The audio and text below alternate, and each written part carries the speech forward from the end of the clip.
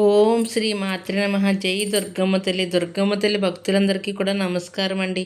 అందరూ కూడా సుఖంగా సంతోషంగా ఎప్పుడూ కూడా ఆనందంగా ఉండాలి అని చెప్పి ఆ దుర్గమ్మ తల్లి తరపున నేను కూడా మనస్ఫూర్తిగా కోరుకుంటున్నాను. ఈరోజు దుర్గమ్మ తల్లి అందించే సందేశం ఏమిటి అంటే కనుక, బిడ్డ ఊహకందని పలుకు ఇది, ఏమీ చేయవద్దు, శక్తివంతమైన ప్రత్యంగరీ మాత యొక్క పాదాలను తాకు, ఈ 21 నెంబర్ విలువ ఏంటో తెలుసుకో, 21 గంట నీకు ఊహించని శుభవార్త అనేది నీ చెవిన పడుతుందమ్మా అని చెప్పి ఏదో ఒక తెలియని సందేశాన్ని దుర్గమ్మ తల్లి ఈరోజు మనకి అందించడానికి మన ముందుకు వచ్చిందండి. మరి దుర్గమ్మ తల్లి అందించాలి అనుకుంటున్న ఈ సందేశం ఏమిటో మనం ఇప్పుడు స్వయంగా దుర్గమ్మ తల్లి మాటల్లోనే తెలుసుకుందాం. మరి సందేశం వినే ముందు ఎవరికైతే దుర్గమ్మ తల్లి అంటే నమ్మకం ఉంటుందో వారందరూ కూడా ఈ వీడియోకి లైక్ ఇవ్వడం మాత్రం మర్చిపోవద్దు.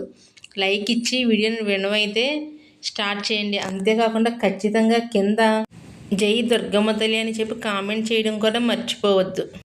ఇక దుర్గమ్మ తల్లి యొక్క సందేశం విషయానికి వస్తే, దుర్గమ్మ తల్లి మనకి ఈరోజు ఒక 21 మంత్రాలు, అంటే వీటిని 21 నెంబర్ యొక్క మంత్రాలు అని చెప్పి, లేదంటే 21 మన జీవితంలో చేసే అద్భుతమైన మార్పుల గురించి మనల్ని తెలుసుకోవాలి అని చెప్పి మనకు ఈ సందేశాన్ని పంపిస్తున్నారు అని అంటే, ఖచ్చితంగా ఇది మన భవిష్యత్తుని ఒక గొప్ప మార్గం వైపు నడిపిస్తుంది అని చెప్పి మనం అందరం తెలుసుకోవాలి.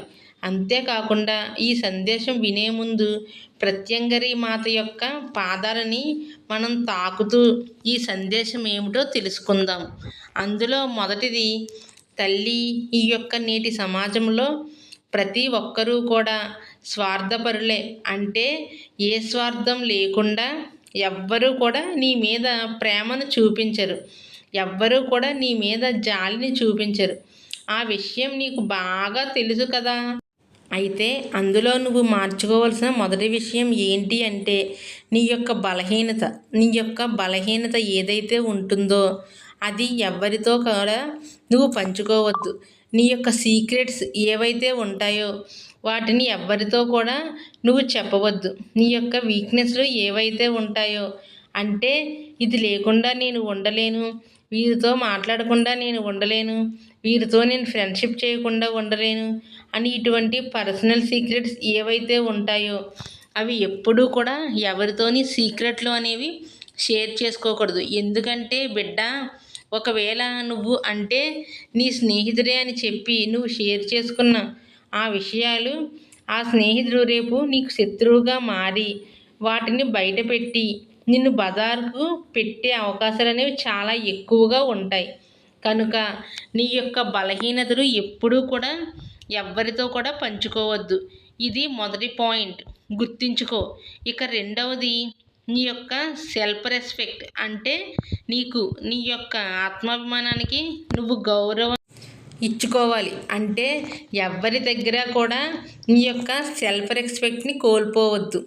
బ్రతికితే నువ్వు రాజులాగా బ్రతుకు, అది చేత కాకపోతే రాక్షసుడిలాగైనా కానీ బ్రతుకు, కానీ ఎవరి కింద కూడా బానిసలాగా బ్రతకవద్దు.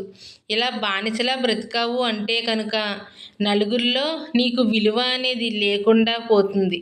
నువ్వు తప్పకుండా ఇది గుర్తుంచుకోవాలి. నీ యొక్క సెల్ఫ్ రెస్పెక్ట్ని నీకు నువ్వే కాపాడుకోవాలి అని చెప్పి ఈరోజు మనకి రెండవ పాయింట్ని దుర్గమ్మ తల్లి చెప్పింది. ఇక మూడవది ఏంటి అంటే కనుక, సరైన మాటలు, అంటే రైట్ వర్డ్స్ అన్నమాట. ప్రపంచంలో అత్యంత శక్తివంతమైన ఆయుధం ఏదైనా ఉంది అంటే కనుక అవి మన యొక్క మాటలే బిడ్డ. కనుక ఎదుటివారితో నువ్వు మాట్లాడే మాటలు అనేవి చాలా శక్తివంతంగా ఉండాలి. అప్పుడే వారు నీ యొక్క మాటలకు నీకు విలువనిస్తారు. ఉదాహరణకి చెప్పాలి అంటే కనుక, ఏదైనా టీవీ యొక్క బ్రేక్స్ అంటే యాడ్స్ కనుక నువ్వు గమనించినట్లయితే అర నిమిషంలో యాడ్ని కంప్లీట్ చేస్తారు. కానీ దాని యొక్క ఆదాయం ఏదైతే ఉంటుందో అది కోట్లలో ఉంటుందన్నమాట. అంటే ఆ అర నిమిషంలోనే సరైన మాటలు అనేవి ఆ యాడ్లో చేకూరుస్తారు, వేస్ట్ మాటలు అనేవి ఆ యాడ్లో చేకూర్చరు. కనుక నువ్వు మాట్లాడే ప్రతి మాట కూడా వేస్ట్గా ఉండకూడదు. విలువైనదిగా ఉండాలి అని చెప్పి గమనించుకో. ఇక 4వది ఏంటి అంటే కనుక సెల్ఫిష్ అంటే స్వార్థపరులు అని చెప్పి అంటే నేను మొదట చెప్పినట్లుగా బిడ్డ స్వార్థం లేని మనిషి ఎవ్వరూ లేరు అని చెప్పి మొదట నువ్వు ఫిక్స్ అవ్వాలన్నమాట.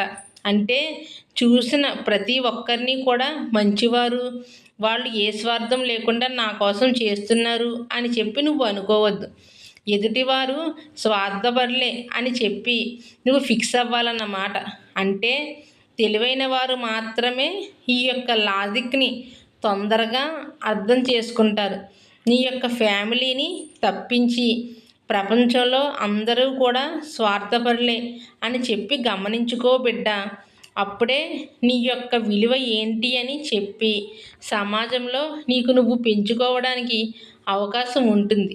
ఇక 5వది ఏంటి అంటే కనుక నెగిటివ్ క్వశ్చన్స్ అంటే నీకు ఇష్టం లేకుండా నీకు వ్యతిరేకతను కలుగచేసే మాటలు అనేవి ఎవరైనా కానీ నిన్ను అడిగినప్పుడు అంటే నిన్ను రెచ్చగొట్టే ప్రయత్నం చేస్తున్నప్పుడు వారికి నువ్వు కూల్గా ఆన్సర్ ఇవ్వాలి, తెలివిగా ఆన్సర్ ఇవ్వాలి. ఎదుటివారికి నువ్వు ఎట్టి పరిస్థితుల్లో కూడా చిక్కకూడదు. వారు ఎటువంటి సెటైర్లు వేస్తున్నా కానీ వాటి నుంచి నువ్వు తెలివిగా వారికే ఎదురు సెటైర్లు వేసి తప్పించుకోవాలి.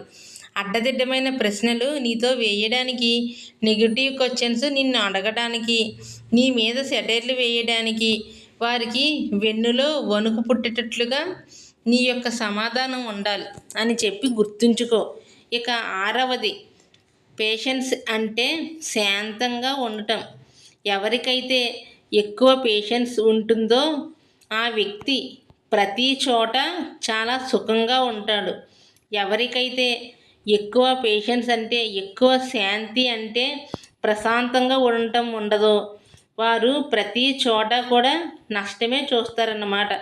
కనుక ఎదుటివారు నీ యొక్క పేషెన్స్ని కోల్పోయేలా చేయడానికి రెచ్చగొట్టవచ్చు, చాలా అర్జెంటుగా చేయాలి అని చెప్పి నిన్ను తొందర పెట్టవచ్చు. అటువంటప్పుడు కంగారు పడకుండా ఏ నిర్ణయమైనా కానీ ఆలోచించే తీసుకోవాలి. ఎట్టి పరిస్థితులలో కూడా నష్టపోకూడదు అనే ఆలోచన నీ మైండ్లో ఎప్పుడూ కూడా ఉండాలి అని గమనించుకో. ఇక 7వది ఏంటి అంటే కనుక టాపిక్ జోన్ అంటే ఎదుటివారు ఏదన్నా కానీ నీ దగ్గరికి ఒక సమస్యను అంటే దీని గురించి నాకు పరిష్కారం కావాలి అని చెప్పి నీ దగ్గరికి ఒక టాపిక్ని తీసుకొచ్చినప్పుడు అవతలి వారు ఏ టాపిక్ గురించి మాట్లాడుతున్నారు అంటే ఏ విషయం గురించి మాట్లాడుతున్నారు అని చెప్పి దాని గురించి మొదట నువ్వు క్లియర్గా తెలుసుకుని వారికి సలహాని ఇచ్చే ప్రయత్నం చేయాలి. దాని మీద నీకు పూర్తి నాలెడ్జ్ అంటే పూర్తి అవగాహన అనేది నీకు తప్పకుండా తెలిసి ఉండాలి. అప్పుడే ఆ టాపిక్లోకి నువ్వు వెళ్ళి అందులో నువ్వు ఏది తప్పు చేస్తున్నావని చెప్పి వారికి సలహాలు ఇచ్చే ప్రయత్నం చేయాలి. అంతేకాని నీకు తెలియకుండా తొందరపాటు నిర్ణయాలు వారికి ఏదీ కూడా చెప్పకూడదు. అర్థమైంది కదా బిడ్డ. ఇక 8వది ఏంది అంటే కాన్ఫిడెన్స్ అంటే నీ మీద నీకు ఒక బలమైన నమ్మకం అనేది ఉండాలి. ఎప్పుడైనా కానీ ఒకవేళ ఉదాహరణకి నువ్వు అబద్ధం చెప్పినా కూడా అది కాన్ఫిడెంట్గా చెప్పాలన్నమాట. అప్పుడే అది అబద్ధమైనా కానీ నిజమని నమ్ముతారు. ఒకవేళ నిజం చెప్పినా కాన్ఫిడెన్స్గా లేకుండా కనుక చెప్తే దాన్ని అవతలి వారు అబద్ధమే అనుకుంటారు. కనుక కాన్ఫిడెన్స్గా చేసే పనుల పట్ల మాట్లాడే మాటల పట్ల ఖచ్చితంగా ఉండాలి. దీన్ని బట్టి కూడా నీ యొక్క విలువ అనేది పెరిగి తీరుతుంది అని గమనించుకో. ఇక 9వది ఏంటి అంటే కనుక ఎక్కువగా ఎవ్వరితో కూడా మాట్లాడకూడదు బిడ్డ. ఎందుకు అంటే యాసిడ్ అనేది చాలా బలమైన పదార్థం, అంటే ఒక బలమైన లిక్విడ్ అన్నమాట. అంత పవర్ఫుల్. యాసిడ్లో కూడా ఎక్కువగా నీటిని కలిపితే దాని యొక్క గాఢతను అది కోల్పోతుందన్నమాట. అంతే జనాల దృష్టిలో కూడా నువ్వు ఎంత ఎక్కువగా మాట్లాడితే అంత తక్కువ అయిపోతావు, అది గమనించుకో. ఎందుకంటే కనుక ఎంతవరకు అవసరమో అంతవరకే మాట్లాడాలి అని చెప్పి గమనించుకో. ఇక 10వది ఏంటి అంటే కనుక ఐ కాంటాక్ట్ అంటే సూటిగా నవ్వుతూ మాట్లాడాలి.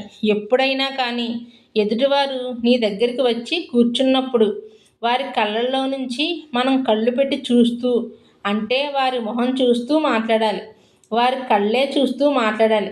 అప్పుడే అవతలి వారికి మనం వారికి విలువనిస్తున్నాము అని చెప్పి అర్థమవుతుంది.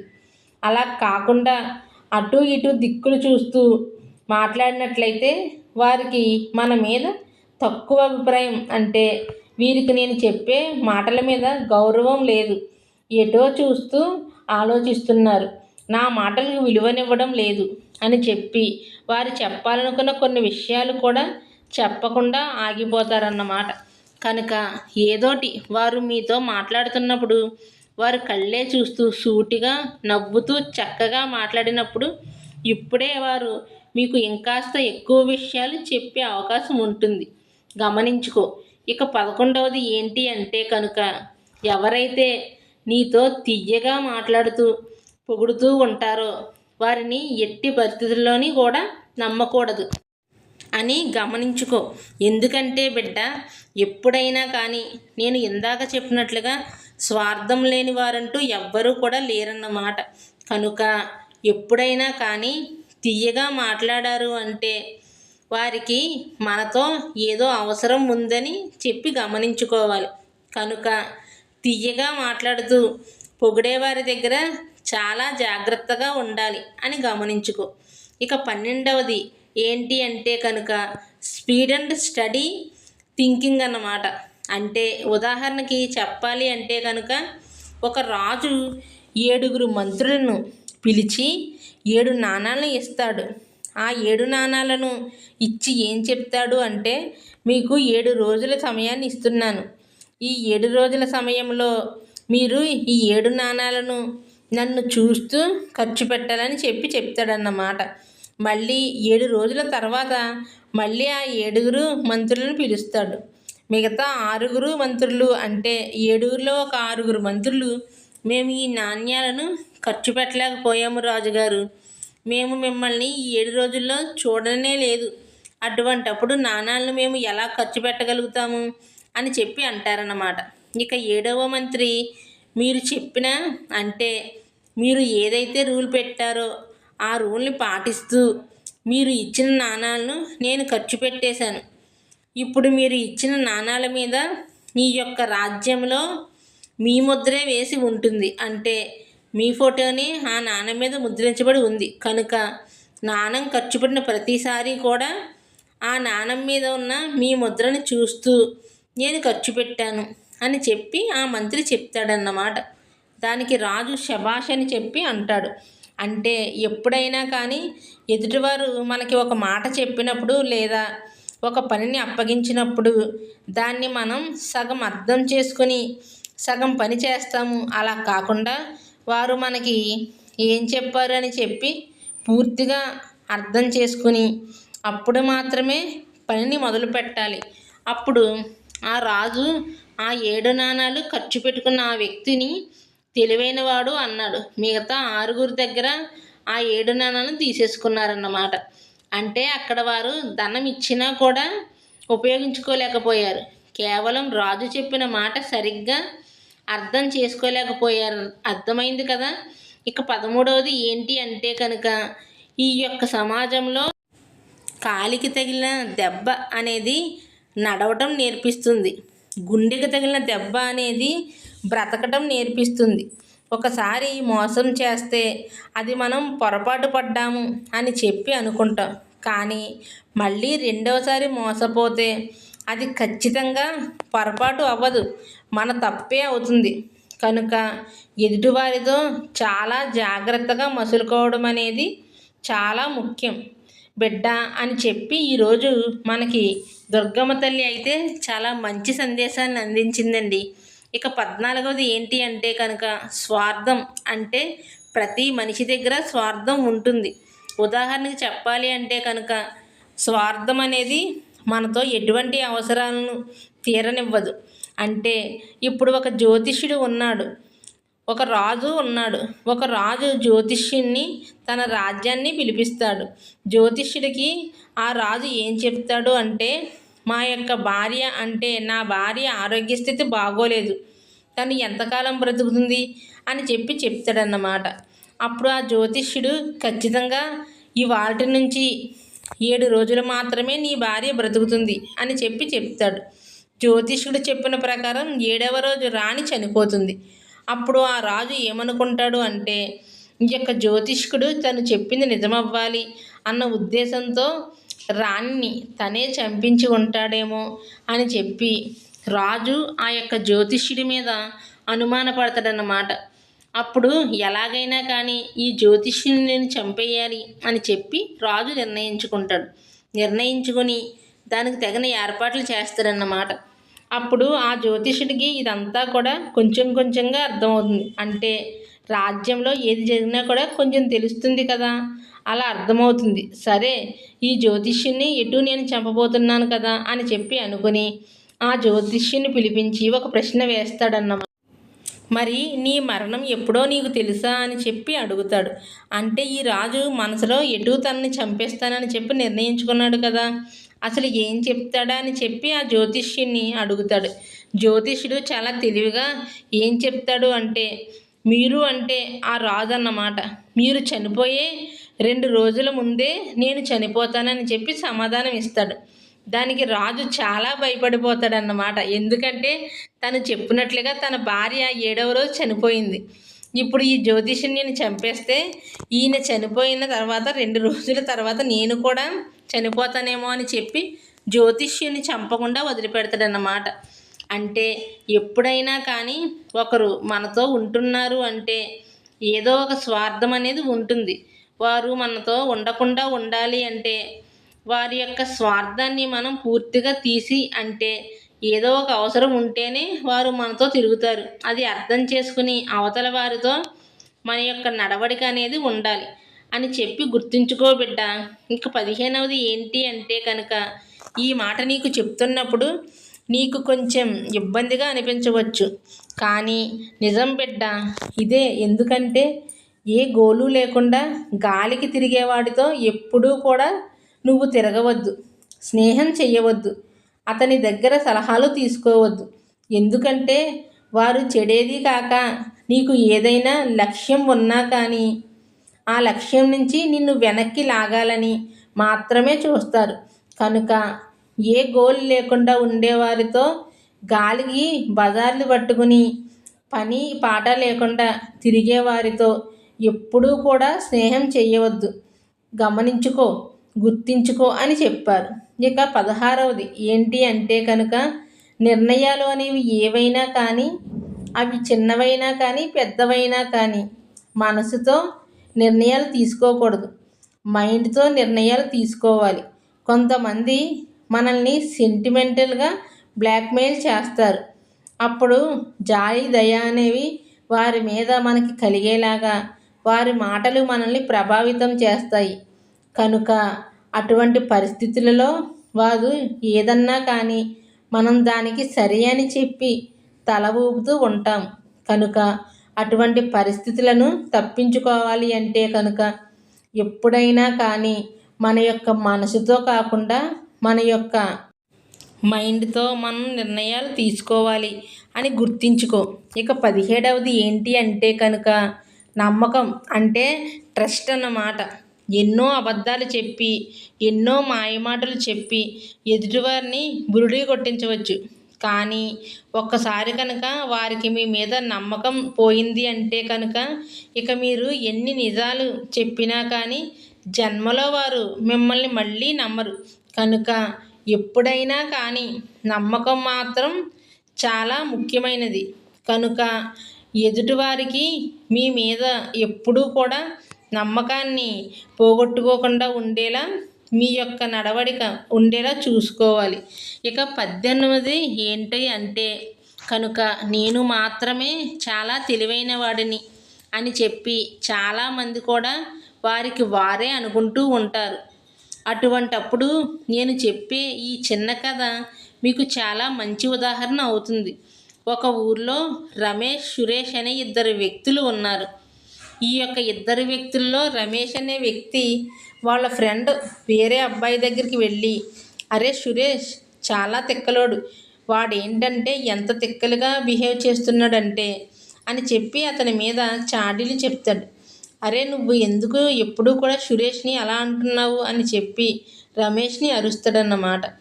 అప్పుడు రమేష్, సరే నేను నీకు చూపిస్తాను చూడు అని చెప్పి ఒక 100 రూపాయల కాగితం, ఒక 10 రూపాయల కాగితం, ఈ రెండింటినీ కూడా ఆ యొక్క సురేష్ రమేష్ దగ్గరికి తీసుకెళ్ళి చూపిస్తాడు. అంటే అప్పుడు ఆ యొక్క రమేష్ ఆ రెండిట్లో 10 కాగితాన్ని తీసుకుంటాడు, 100 రూపాయల కాగితాన్ని తీసుకోడన్నమాట.